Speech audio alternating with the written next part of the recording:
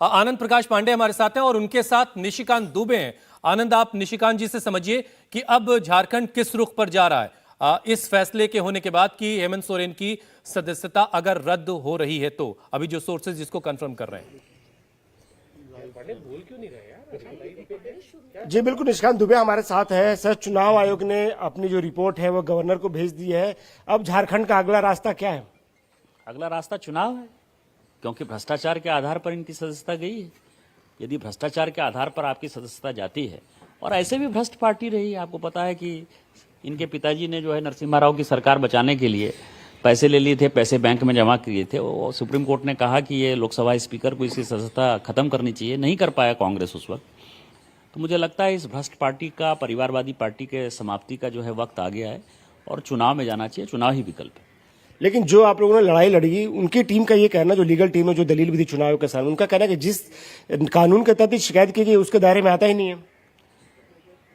अब supreme court के ऊपर, हाई कोर्ट के ऊपर, इलेक्शन कमीशन के ऊपर, सीबीसी के ऊपर, जितनी भी संवैधानिक, लोकपाल के ऊपर, अब लोकपाल का जजमेंट आ जाएगा। मान लीजिए आज ही लोकपाल का जो है सुनवाई है, पता नहीं उसके लिए समय मांग रहे हैं कि नहीं मांग रहे हैं। यदि इनके ऊपर भी उनको अविश्वास है तो फिर इस देश का भगवान ही मालिक है। उस पार्टी और उनके जो लीगल टीम है उनको मेरा नमस्कार है, और उनको जो है यहाँ नहीं अमेरिका और लंदन जाके प्रैक्टिस करनी चाहिए। हेमंत सोरेन की सदस्यता जारी है, लेकिन उनके पास और भी विकल्प है। पत्नी को बना सकते हैं, किसी और को बना सकते हैं।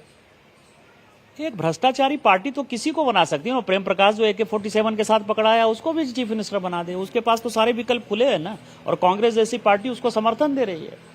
तो इसीलिए उसके विकल्प के बारे में नहीं हम कहते हैं। भारतीय जनता पार्टी के सांसद होने के नाते मैं आपको ये कह सकता हूं कि हम चुनाव में जाने की तैयारी ये विकल्प जो है, अगर ये विकल्प आजमाती है वहां पर हेमंत सोरेन की पार्टी, तो उसके बाद बीजेपी का अगला कदम क्या होगा? बीजेपी उसके काट के तौर पर क्या करने जा रही है?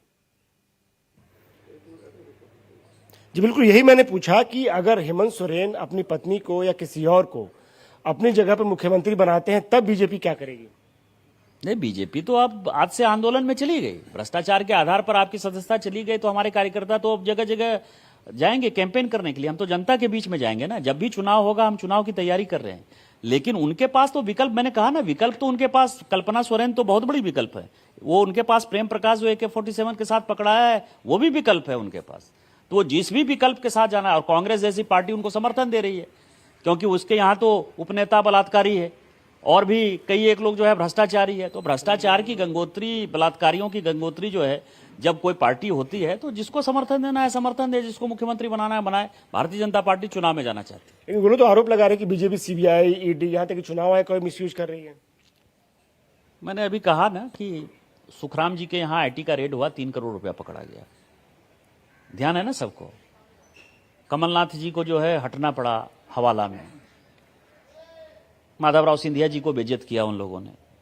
कनीमोजी और राजा जो है वो जेल के अंदर गए, लालू प्रसाद जी जेल के अंदर गए। तो जब वो काम कार्रवाई करते हैं अपने राजनीतिक प्रतिद्वंदी को परास्त करने के लिए, तो वो उनका जो है CBI, ED और इनकम टैक्स ईमानदार हो जाता है, बहुत ही न्यूट्रल हो जाता है।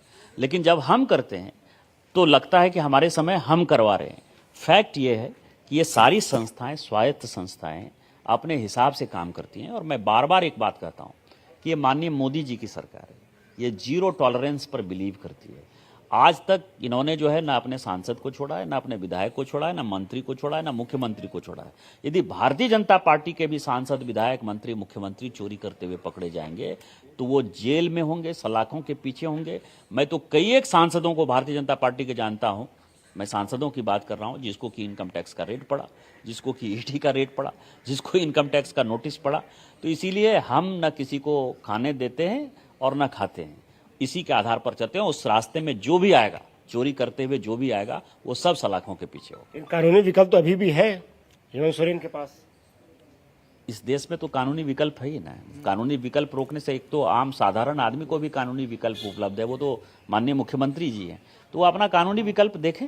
अभी जो रास्ता निकला है वो रास्ता ये है कि उनकी सदस्यता चली गई और आज से वो मुख्यमंत्री बनने के हकदार नहीं है झारखंड। सुप्रीम कोर्ट में वो जाने की बात कह रहे थे, सुप्रीम कोर्ट में मामला था भी है, फिर तो ये मामला और पेंडिंग हो जाएगा, फिर तो बने रहेंगे वो चुनाव आयोग को चैलेंज करेंगे। अब कोर्ट क्या रास्ता निकालता है, क्या देता है, अब सुप्रीम कोर्ट क्या करेगा ये मुझे कैसे पता, हाई कोर्ट क्या करेगा ये मुझे कैसे पता। मैंने तो ये कहा कि आपके हिसाब से जो जानकारी मुझे मिली है, इलेक्शन कमीशन ने आज उनकी सदस्यता रद्द कर दी है। और बीजेपी आंदोलन मूड में आ गई है।